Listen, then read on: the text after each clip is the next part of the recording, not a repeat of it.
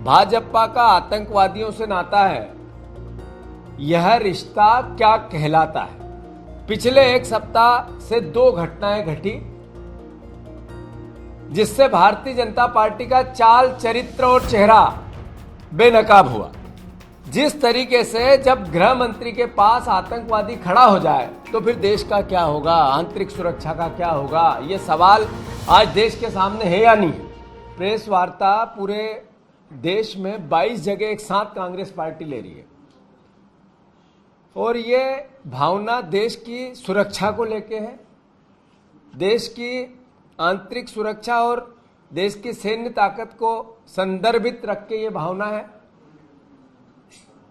दोस्तों, भारतीय जनता पार्टी का एक जनसंघ से लेके, जनता पार्टी से लेके, उससे पहले जब भी इनकी विचार की बात आई तो उन्होंने राष्ट्रवाद पर बहुत फोकस किया है। राष्ट्रवाद, हम राष्ट्रवादी लोग हैं। कोई बात हो तो राष्ट्रवाद को लेके एग्रेसिव तरीके से अलग अलग नेता अपने बयान भी देते हैं और कई हिंसात्मक घटना भी राष्ट्रवाद के नाम पे ये अलग अलग संदर्भ में कर चुके हैं देश भर में। भारतीय राष्ट्रीय कांग्रेस ने भारतीय जनता पार्टी का एक चेहरा देश के सामने रखने की कोशिश की है, आपके सामने, मीडिया के सामने रखने की कोशिश की है और उस संदर्भ में देश विचार करे। भाजपा का आतंकवादियों से नाता है, यह रिश्ता क्या कहलाता है, कैसे नाता है। 2014 में नरेंद्र मोदी जी को संभावनाओं से, आशाओं से, एक नए भारत की परिकल्पना में देश के लोगों ने, खासकर युवाओं ने सहयोग किया और अद्भुत किया, अकल्पनीय किया। आशा थी देश को कि नरेंद्र मोदी जी ने जब जो बातें कही वो राष्ट्रवाद की भावना से परिपूर्ण थी और साथ ही साथ उन्होंने देश की सैन्य ताकत को विश्व स्तर पर बढ़ाने की बातें भी कही। सुरक्षित देश, सुरक्षित हाथों में रहेगा देश, ये नारा भी दिया। पर समय जैसे जैसे बीतता गया, आप देखो भारतीय जनता पार्टी का खोखला राष्ट्रवाद का चेहरा बेनकाब होता गया। पिछले एक सप्ताह से दो घटनाएं घटी जिससे भारतीय जनता पार्टी का चाल, चरित्र और चेहरा बेनकाब हुआ। उदयपुर हत्याकांड, उदयपुर हत्याकांड का आरोपी, हत्यारा भारतीय जनता पार्टी का पदाधिकारी निकला। बाद में जम्मू कश्मीर में पकड़े गए लश्कर-ए-तोयबा का एक आतंकवादी भारतीय जनता पार्टी का फिर पदाधिकारी निकला। वो आतंकवादी जो लश्कर-ए-तोयबा के लिए काम करता था, उसका गृह मंत्री के साथ फोटो निकला।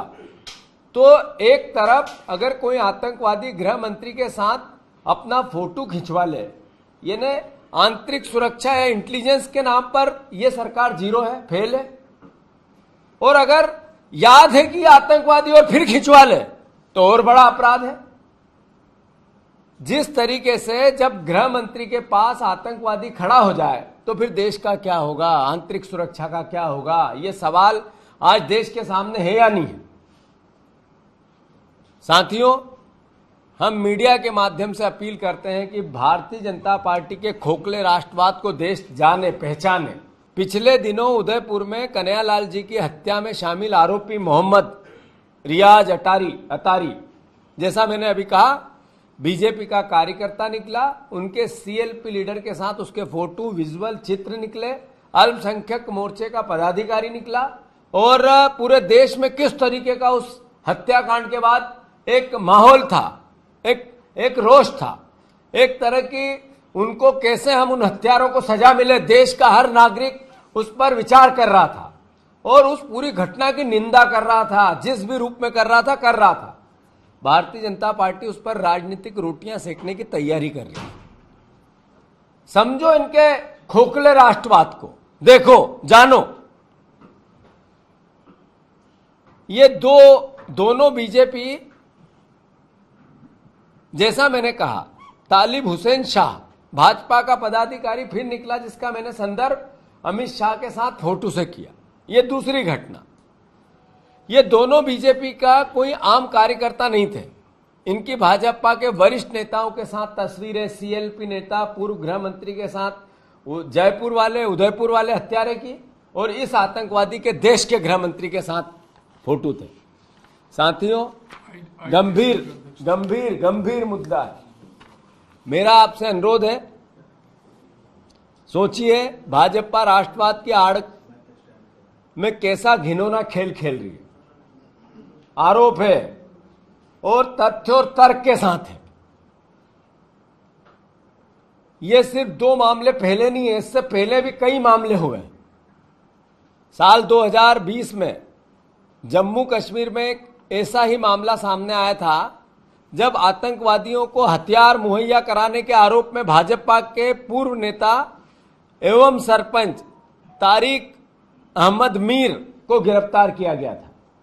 यह आतंकवादियों को हथियार सप्लाई करता था। 2020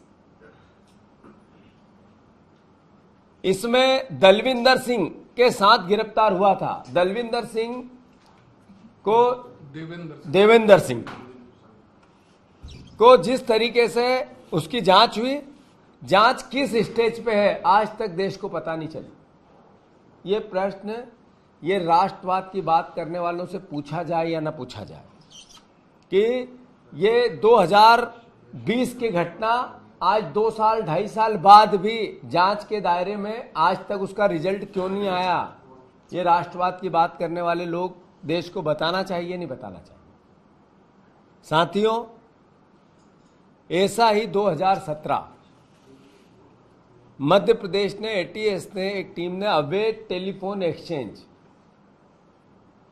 का पर्दाफाश किया था, जिसमें आईएसआई के 11 संदिग्धों को गिरफ्तार किया गया था। मध्य प्रदेश, मेरे राज्य की बात। एक बीजेपी का आईटी सेल का पदाधिकारी निकला, उसका नाम था ध्रुव सक्सेना, जिनके राज्य के मुख्यमंत्री शिवराज सिंह चौहान के साथ फोटो, वीडियो और कई तरह के प्रमाण मिले थे। भारतीय जनता पार्टी का आतंकवाद से क्या नाता है, ये सवाल है देश के सामने। दरअसल 2016 में आरएसपुरा में एक और घटना, आईएसआई ने 2 एजेंट गिरफ्तार किए जो पाकिस्तान, उनके आकाओं की रणनीति की, पाकिस्तान को यहां की जानकारी पाकिस्तानियों को देते थे, आईएसआई के एजेंटों को देते थे। उसमें एक आदमी जबलपुर का था, सतना का निवासी था, सतना मध्य प्रदेश, सतना निवासी बलराम नायक, जो बजरंग दल का कार्यकर्ता के साथ साथ भारतीय जनता पार्टी का पदाधिकारी था। टेरर फंडिंग में भी इसका नाम आया, इसकी जांच हुई, ये गिरफ्तार है। ये भारतीय जनता पार्टी के लोग ही आतंकवाद और राष्ट्रद्रोही ताकतों के साथ क्यों दिखते हैं, ये प्रश्न है देश के सामने या नहीं है। इससे आगे बढ़े।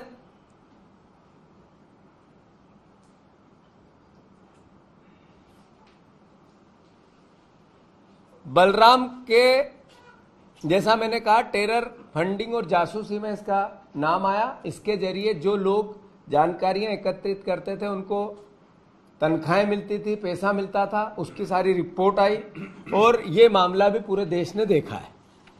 साथियों,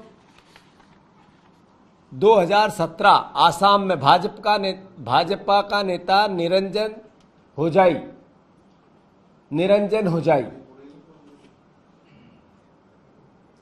एनआईए ने इसको, विशेष अदालत ने आतंकवादियों को आर्थिक मदद करने के आरोप में गिरफ्तार किया। आरोप में उम्र कैद की सजा भी है।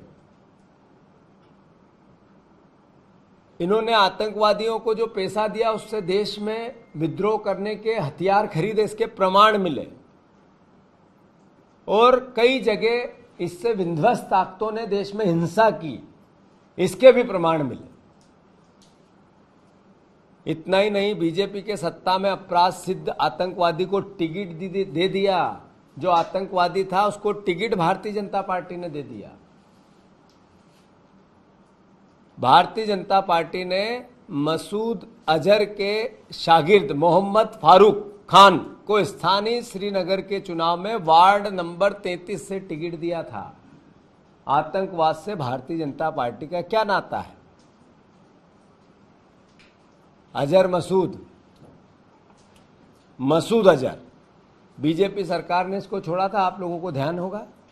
जसवंत सिंह जब विदेश मंत्री थे तब खुद जहाज में कंधार छोड़ के आए थे, याद होगा, देश को याद है। कई जगह छोड़ने के बाद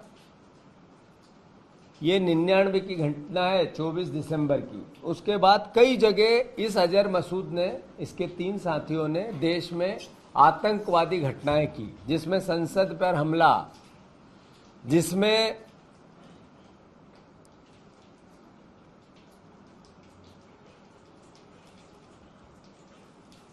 कई ऐसी घटनाएं घटी जिसमें भारतीय जनता पार्टी का चेहरा देश के राष्ट्रवाद से, कितना राष्ट्रवादी है, इससे बेनकाब हुआ।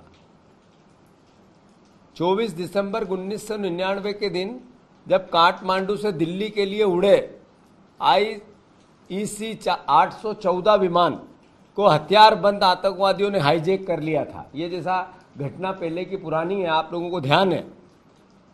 176 यात्रियों को उसमें प्लेन में हाईजैक किया गया था, जिसमें अजहर मसूद, उमर शेख, अहमद जरगर को छोड़ा गया था। जैसा मैंने कहा, 3 आतंकवादियों को।